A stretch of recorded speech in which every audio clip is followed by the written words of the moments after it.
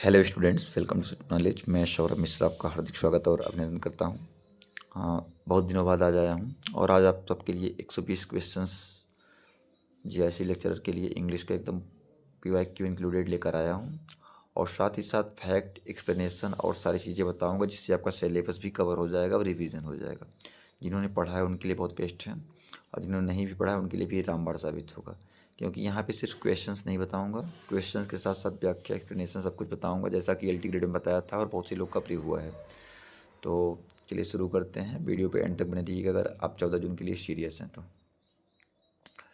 और अच्छा ना लगे तो आप जा भी सकते हैं, प्रेशर नहीं है, बट आप वीडियो देखिएगा, उसके बाद आप अपनी प्रतिक्रिया दीजिएगा।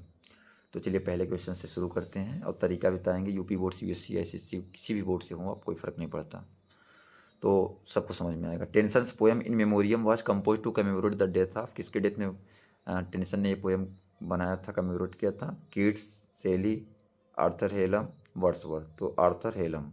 अब इससे क्वेश्चंस कितने बन सकते हैं? मेमोरियम कौन सी एरिया का पोएम है? तो विक्टोरियन एलिजी है। विक्टोरियन पोएट कौन है? आपके टेनिसन हैं, अल्फ्रेड लॉर्ड टेनिसन के द्वारा है। किसके लिए लिखा गया है? क्लोज फ्रेंड आर्थर हेनरी हेलम, पूरा नाम पूछ सकता है। और आर्थर हेनरी हेलम की डेथ कब हुई थी? 1833 में। ये सारी चीज़ें इससे इतने क्वेश्चंस बन सकते हैं। चलिए सेकंड नंबर देखते हैं। पूरा पीवाईक्यू इंक्लूडेड है इसमें, आपका पूरा पीवाईक्यू तैयार हो जाएगा, प्लस सिलेबस के अकॉर्डिंग नई चीज़ें तैयार हो जाएंगी। अर्नाल्ड्स एम्पेडोकल्स ऑन एटना इज, क्या है? इज ए या एन, क्या है? ऑप्टिमिस्टिक पोयम, ड्रामेटिक या ड्रामेटिक पोयम, और कलरफुल पोयम, आइडियलिस्टिक पोयम। तो ये क्या है आपका? मेलोड्रामेटिक या ड्रामेटिक पोयम है। और कब पब्लिश हुआ था? 1852 में। कब पब्लिश हुआ था? 1852 में पब्लिश हुआ था और मैथ्यू अर्नाल्ड का वर्क है ये, ठीक है। थर्ड नंबर देखते हैं। थर्ड नंबर क्या है? T S. Eliot propounds the impersonal theory of poetry, the functions of criticism, Hamlet and his problems, the metaphysical poets, tradition and the individual talent. तो ये किस में है? ये the tradition and the individual talent में है। और first the impersonal theory of poetry first publish कब हुआ था? 1999 में, मतलब 1919 में हुआ था। और इसमें बताया गया है कि how poetry is an escape from personality rather than an expression of personality. 4 number देख लेते हैं। 4 नंबर क्वेश्चन थोड़ा जल्दी करेंगे जिससे आपका टाइम भी न ले, चीज़ें कराएं भी जल्दी। Point out the figure of speech in the following lines. क्या दिया है? Yonder comes the powerful king of day rejoicing in the east, यानी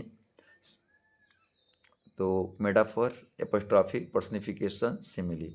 इसमें क्या हो जाएगा आपका? पर्सनिफिकेशन हो जाएगा। मानवीकरण किया गया है। कैसे किया गया है? यहाँ क्या किया गया है? The sun is given the human attribute of rejoicing which is hallmark of personification, यानी सूर्य को एक राजा की तरह खुश होते दिखाया गया है। अब सूर्य को एक राजा की तरह खुश दिखाया दिया गया है, यानी मानवीकरण किया गया है सूर्य का, इस वजह से क्या है आपका? पर्सनिफिकेशन है। फिफ्थ नंबर देख लेते हैं। फिफ्थ नंबर क्या है? Who wrote the essay entitled on the knocking at the get in Macbeth. ये इससे किसने लिखा है? On the knocking at the get in Macbeth Shakespeare ने, डॉक्टर जॉनसन ने, टी.एस. एलियट ने, थॉमस डी क्विंचे ने। तो किसने किया है? थॉमस, ठीक है। और कब किया है? 1823 में किया है, 1823 में।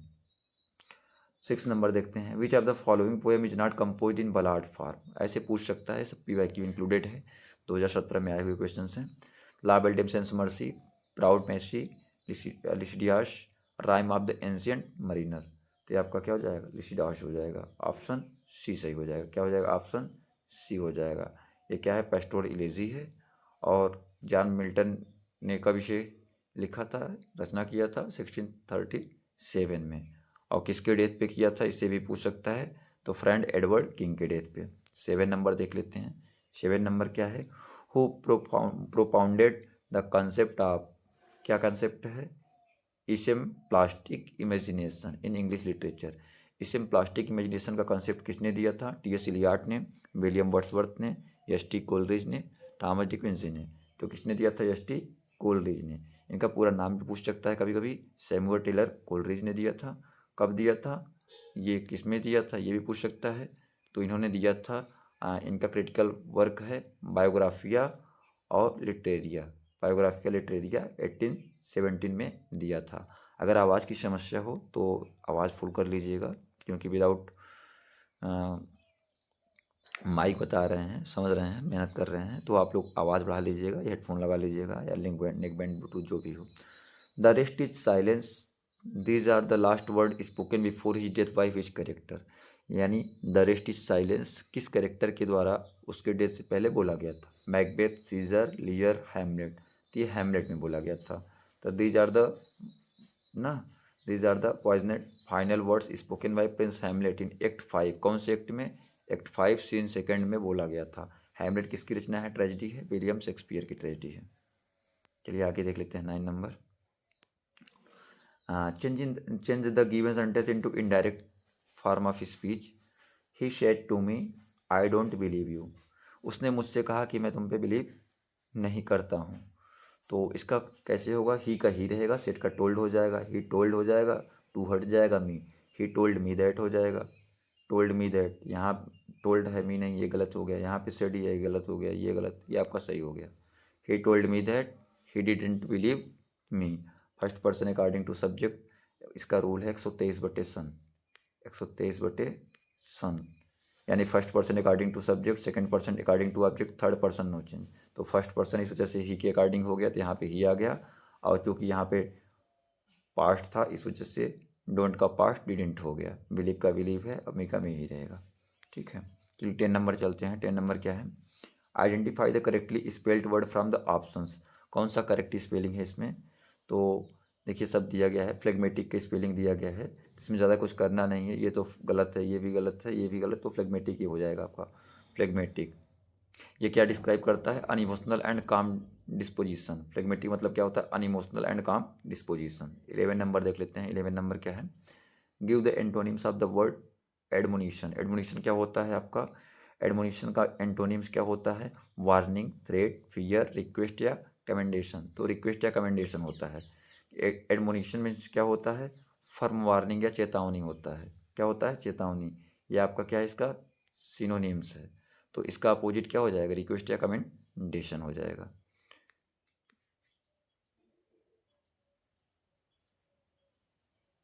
प्रेज और अप्रूवल भी होता है, लेकिन इसमें दिया नहीं गया है। चलिए 12 नंबर देख लेते हैं। 12 नंबर क्या है? Fill in the blank with appropriate preposition. Although we requested him to help us he remained indifferent blank blank our words. तो फार, विथ, बाई, टू। तो इनडिफरेंट के साथ टू लगता है, हमेशा इनडिफरेंट के साथ क्या लगता है? टू लगता है। ये ध्यान रख लीजिएगा। तो यहाँ पे क्या हो जाएगा? टू हो जाएगा। ऑप्शन डी सही हो जाएगा। 13 नंबर देख लेते हैं। 13 नंबर क्या है? Point out the figure of speech used in the following lines. He passed A sleepless night. उसने एक स्लीपलेस नाइट गुजारी। तो ये पर्सनिफिकेशन है, यूफेमिज्म है, और ट्रांसफर्ड एपिथेट है, और लिटोट्स है। तो आपका क्या है? ट्रांसफर्ड एपिथेट है। इसे क्या कहते हैं? स्लीपलेस विशेषण का प्रयोग नाइट के साथ किया गया है, इस वजह से क्या है? ट्रांसफर एपिथेट है। पर्सनिफिकेशन कब होता है? जब मानवीकरण किया जाता है। 14 नंबर देख लेते हैं। 14 नंबर क्या है? Who is the author of the famous critical work the sacred would, जो कि 1920 में पब्लिश हुआ था। कई बार पूछ लेगा सेक्रेड वुड कब पब्लिश हुआ था। तो इसके ऑथर कौन है? इसके ऑथर है आपके टी.एस. एलियट। कौन है? T S. Eliot. The sacred wood contains Eliot's essays like traditional and the individual talent. 15 number देख लेते हैं। 15 नंबर क्या है? In which play of Shakespeare do we find the character Touchstone. Touchstone character Shakespeare के किस play में मिलता है? Twelfth night, as you like it, much do about nothing, the tempest. तो एज यू लाइक इट में मिलता है। Touch stone is the famous witty court fool in Shakespeare comedy as you like it. As you like it का publish हुआ था, आप comment करके बताइएगा। John Milton's Areopagitica is a passionate speech defending. किसके लिए है? Freedom of speech and press, execution of Charles first, divine right of kings, regicide. तो ये आपके है freedom of speech and press के लिए है। और कब पब्लिश हुआ था? 1644 में हुआ था, 1644 में। अगर स्पीड की समस्या हो तो अपने अकॉर्डिंग कम ज़्यादा कर लीजिएगा, क्योंकि आपका ज़्यादा टाइम लेना नहीं चाहते, इस वजह से थोड़ा स्पीड बता रहे हैं। थोड़ा और धीरे कर दें। अच्छा, Wordsworth lyrical ballad was published in collaboration with, ये आपके TGT, GDC, GIC, LT सब के लिए मोस्ट इम्पोर्टेंट है, क्योंकि बहुत ही इम्पोर्टेंट है। पहली बात पूछ लेगा लिरिकल बलाट कब पब्लिश हुआ था, तो 1798 1798 में हुआ था, और यहीं से आपके रोमांटिक पीरियड का भी, रोमांटिक मूवमेंट का भी एरा शुरू होता है, यानी रोमांटिक पीरियड यहीं से शुरू हो जाता है। तो किसका कोलेबोरेशन था, Robert Southey, S T Coleridge, Lord Byron, John Keats. तो एस टी कोलरिज का था, एस टी कोलरिज इनके दोस्त थे वर्ड्सवर्थ के। TGT के लिए मोस्ट, GIC के लिए मोस्ट इंपॉर्टेंट है। 18 नंबर देख लेते हैं। 18 नंबर क्या है आपका, who marks the character of Falstaff in Shakespeare's play.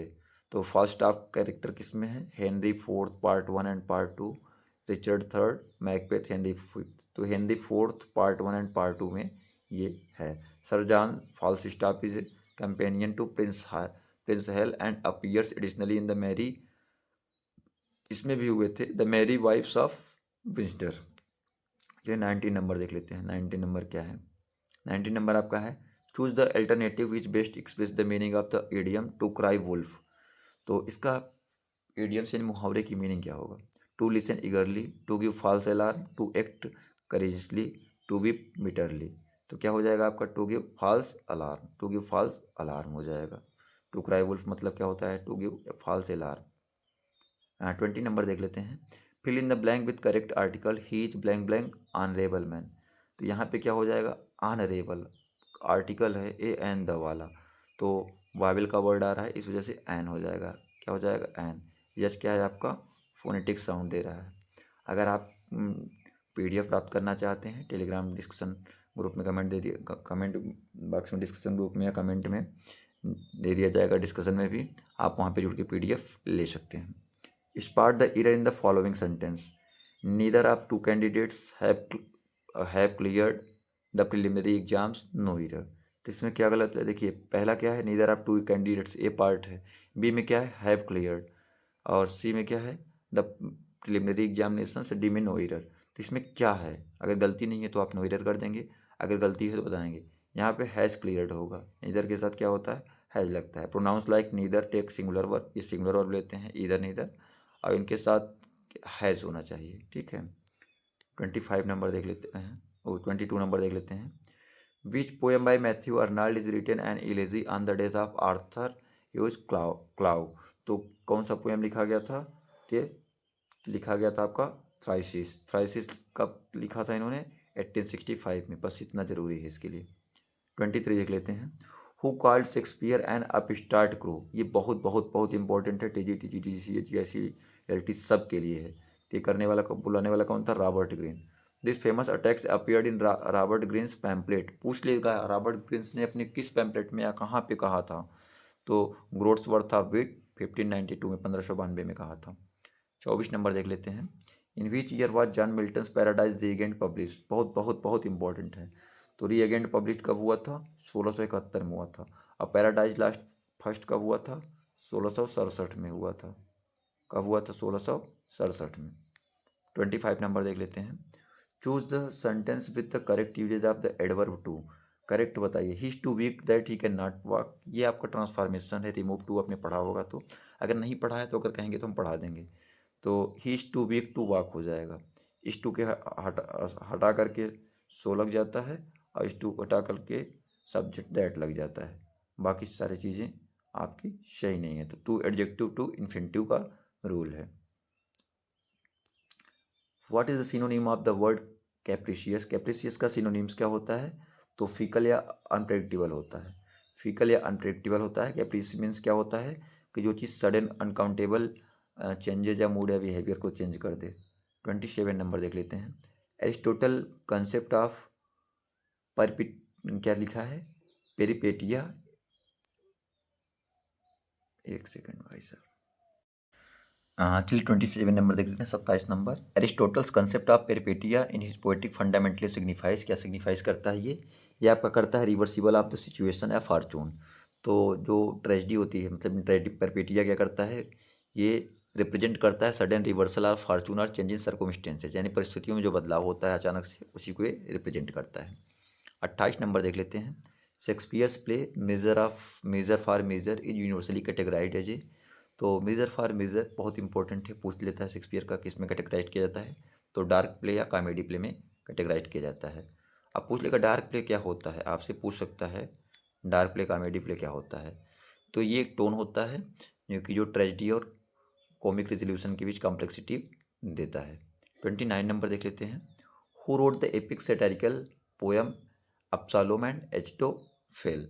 तो ये किसने लिखा है, जॉन ड्राइडन ने लिखा है। किसने लिखा है, जॉन ड्राइडन ने लिखा है, 1681 में लिखा है। ये बाइबल के लिए है, बहुत बहुत इंपॉर्टेंट है, इसमें पूछा जाता है। ठीक है, 30 नंबर देख लेते हैं। 30 नंबर क्या है, what does the idiomatic phrase a red letter day. A red letter day आपने पढ़ा होगा, स्टैंड फॉर किसके लिए है, आपने 10th से लेकर 11th-12th बहुत बार इसको पढ़ा होगा। तो इसका मतलब क्या होता है, an important and happy day. तो a red letter day means a highly memorable या an important or joyful day. अगर मेमोरेबल रहे फिर भी होगा, इंपॉर्टेंट रहेगा फिर भी, जॉयफुल रहेगा फिर भी। तो आई होप आपको सेशन अच्छा लगा होगा। पहला पार्ट है, पहला पार्ट में सिर्फ 30 क्वेश्चन कर रहे हैं। 120 क्वेश्चन का पूरा सीरीज है ये। और थोड़ा मैं जल्दी बोल रहा था इसलिए कि क्योंकि टाइम आपका कम लो, चीज़ें ज़्यादा कराऊँ, बट अगर आप जो कहेंगे उस हिसाब से मैनेज कर लेंगे। अगर वीडियो आपको हेल्पफुल लगा हो तो वीडियो को लाइक करें, और चैनल पर नए हैं तक सब्सक्राइब ना किया है सब्सक्राइब कर लें, साथ ही साथ बेल आइकन को प्रेस कर लें, जिससे आने वाले वीडियोज़ की नोटिफिकेशन आपको मिलते रहें। और इस वीडियो का PDF चाहते हैं तो कमेंट बॉक्स में या डिस्क्रिप्शन में टेलीग्राम का लिंक है, वहाँ पे जुड़ के आप इसे प्राप्त कर सकते हैं। तो मिलते हैं नेक्स्ट वीडियो में सेकंड पार्ट के साथ, जिसमें आपको 31 से कराएंगे क्वेश्चंस, यानी आपके पूरे 120 क्वेश्चंस कराएंगे। पूरे अभी जो 14-15 दिन है, यकीन करिए मुझ पर, पूरा का पूरा अगर आपका सपोर्ट सहयोग मिला, आपने मन लगाया, तो हम पूरा का पूरा करा देंगे। जितने PYQ हैं प्लस कुछ एक्स्ट्रा चीज़ें करा देंगे आपके लिए, आपके पेपर के लिए इनफ हो जाएंगी। तो कमेंट करके बताइएगा, वीडियो अच्छा लगा हो तो। मिलते हैं नेक्स्ट वीडियो में, तब तक के लिए bye bye, thank you so much, I love you.